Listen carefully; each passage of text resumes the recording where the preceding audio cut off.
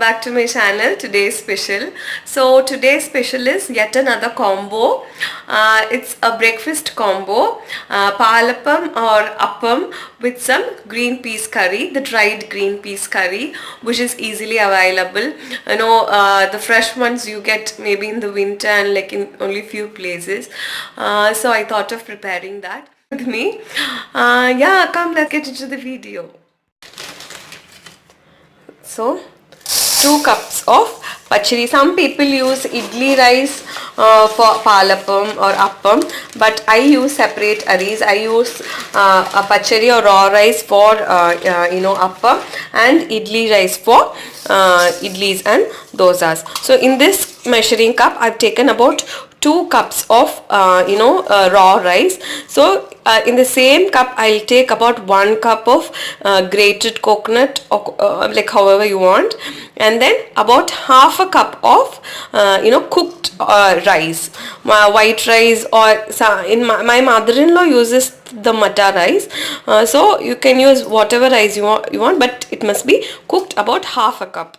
Peas curry, I've taken about half a cup of dried green peas, and so I've washed and I'm soaking the rice for 3 hours, and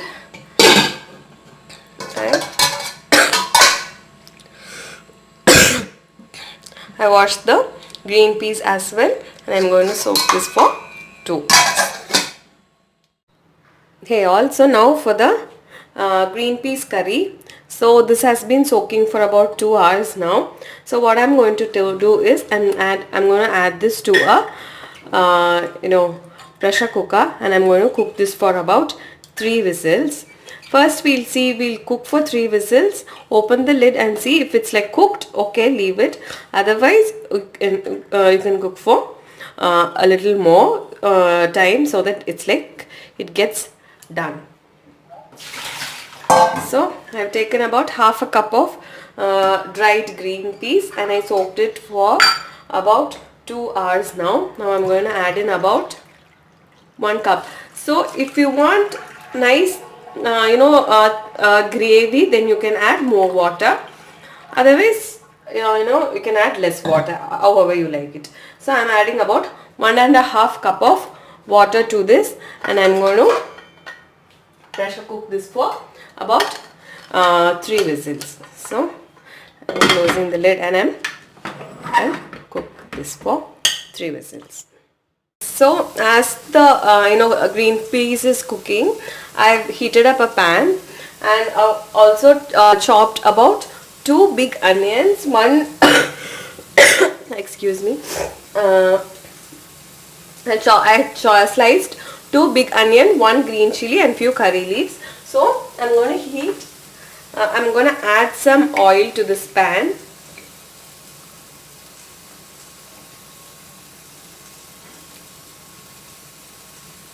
About a tablespoon of oil. Already 2 whistles have come, so waiting for the 3rd whistle. So once the oil is nice and hot, we'll add in the mustard seeds. I'm adding about quarter to half a teaspoon of mustard seeds. So once it splutters, so let me add in the onion, the green chilli, and the curry leaves. Now let's give this a stir and saute till the onion becomes translucent. Don't saute till it becomes brown. Till the onions become nice and soft and pink in color. The onions it's like sauteed, it's like nice pinkish in color, it's like translucent. At this stage I'm going to add in about 1 teaspoon of ginger garlic paste. But for this I love the ginger and garlic to be crushed. I don't like it actually paste, adding the paste, but I'm adding the ginger garlic paste now. Usually almost all the recipes taste good when you add freshly crushed ginger and garlic rather than adding the paste. I like it that way, but due to time management and all that, we add in the ginger garlic paste. So once the raw smell of the ginger garlic paste leave, we'll add in the spice powders. Let's add in the spice powders one by one. First I'm adding in about 1/4 teaspoon of turmeric powder. Saute well so that the raw smell of the turmeric powder leaves.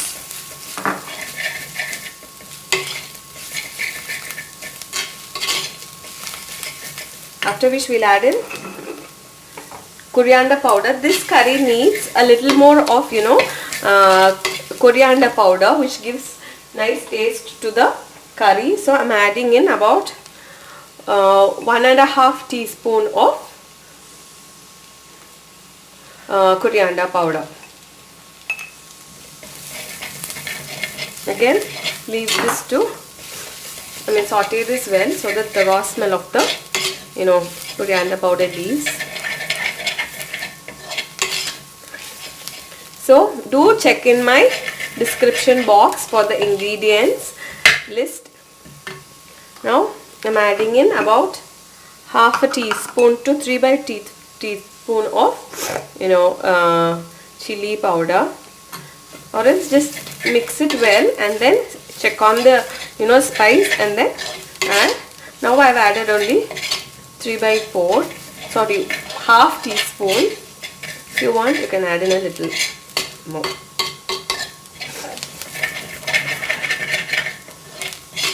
Okay, so I feel there is a need for a little more, so I'm adding in another 1/4 teaspoon of chili powder.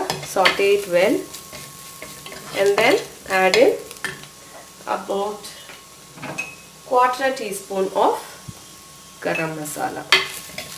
At this stage we'll add in some garam masala, and after a while, if you want, you can again add some garam masala.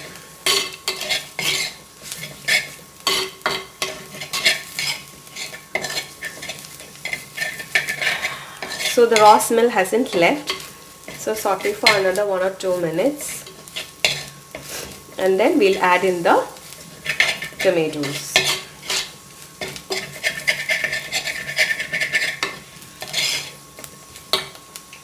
So let's add in the tomato. I'm adding in about 1 tomato. Okay, at this stage let's add in salt. So always add salt after you add tomatoes, because that would usually people add after adding onion, because it helps in sauteing fast. So I usually add it after adding tomatoes, because it would make the tomatoes mushy fast. So that's the main reason why I add. So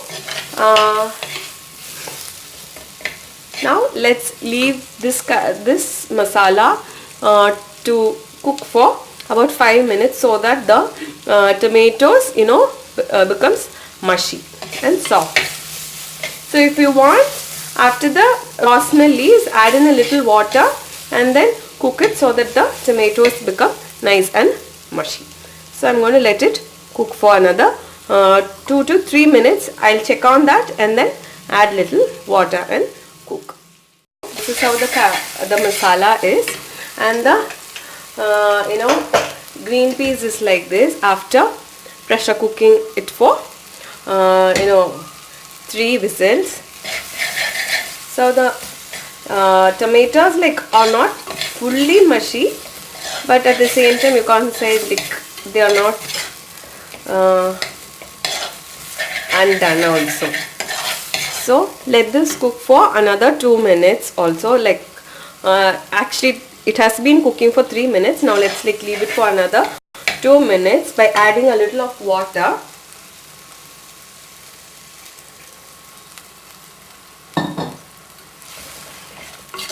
and then we'll now check after 2 minutes, and then we'll add in the green peas.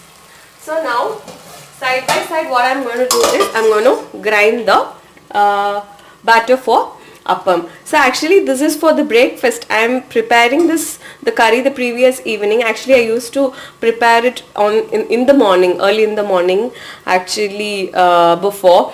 After falling sick, I feel it better to prepare it the previous evening, and once it cools down I'll keep it in the fridge. So now let's prepare the batter for the appam. So as I told, I'm taking about half a cup of cooked rice, and then about a cup of, the same measuring cup, about 1 cup of grated coconut.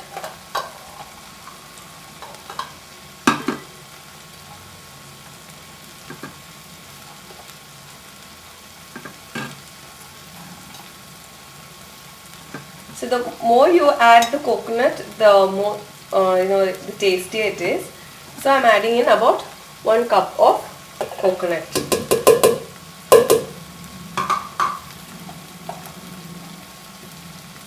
And then we'll add in the rice, the raw rice. This is how the curry is now, the masala. So at this stage I'm going to add in the green peas to this. Let's add in the green peas alone. Okay, give it a mix.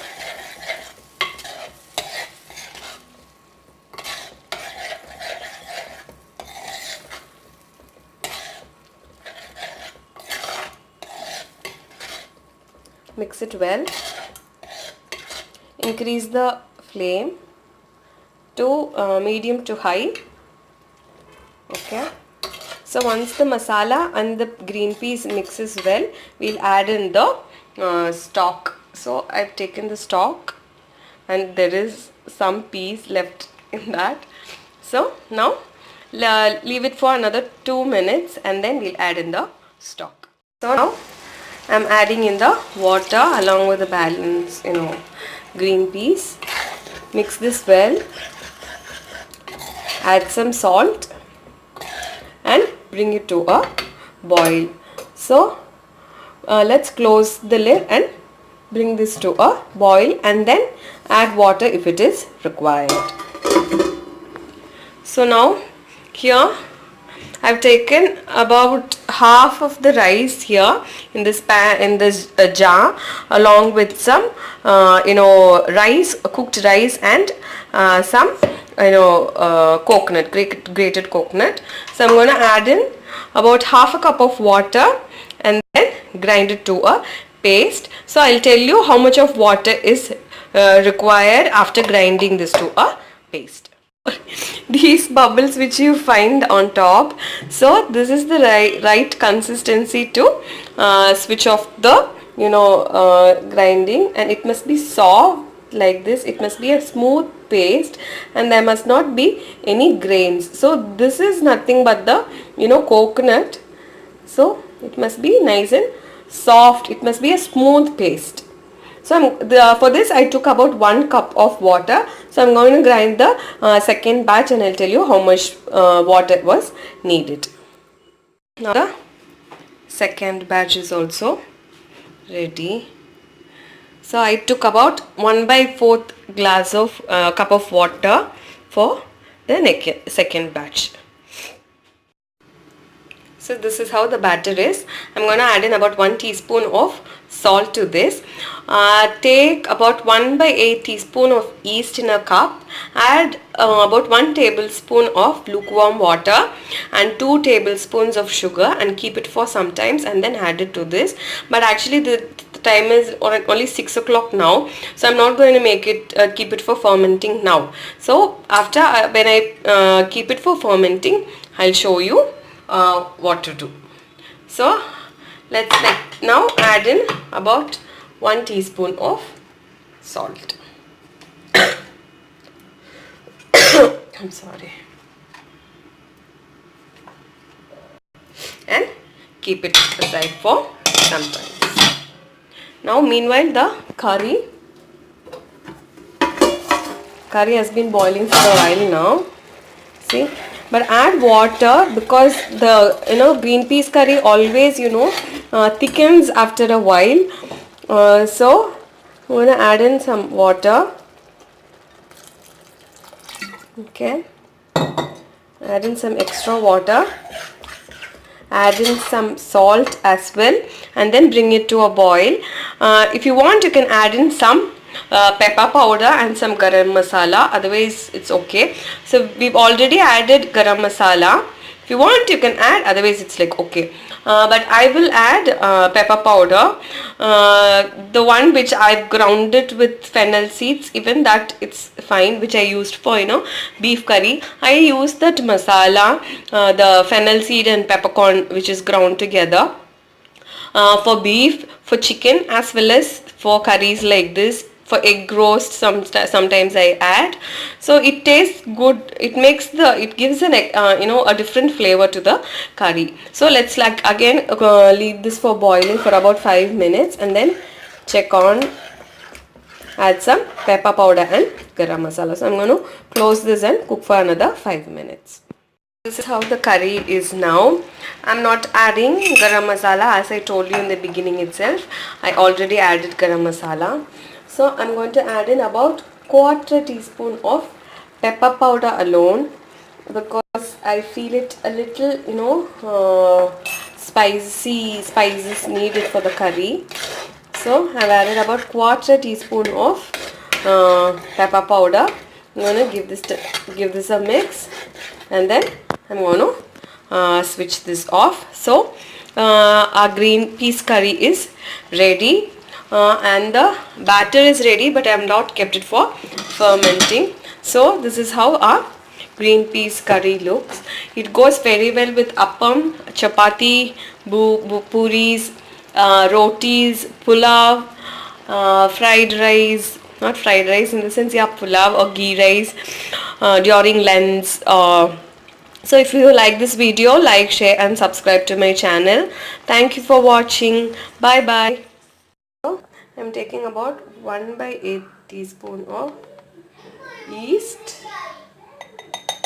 So to this I'm going to add in 2 tablespoons of sugar. That is for the golden color that you get in the appam. So now to this I'm going to add in some lukewarm water.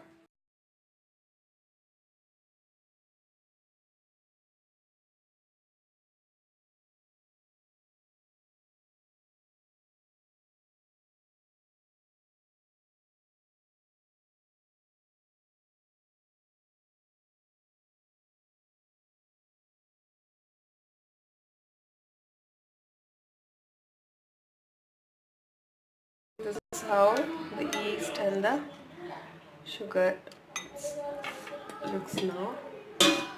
Now I'm going to add this to the batter and mix it well. Adding the sugar is like to get that golden brown shade on the on the sides of the appam. Mainly that's the reason why we are adding the sugar. So now let's close and leave this for fermenting. Sometimes I might change the vessel, because it's like it seems to be small.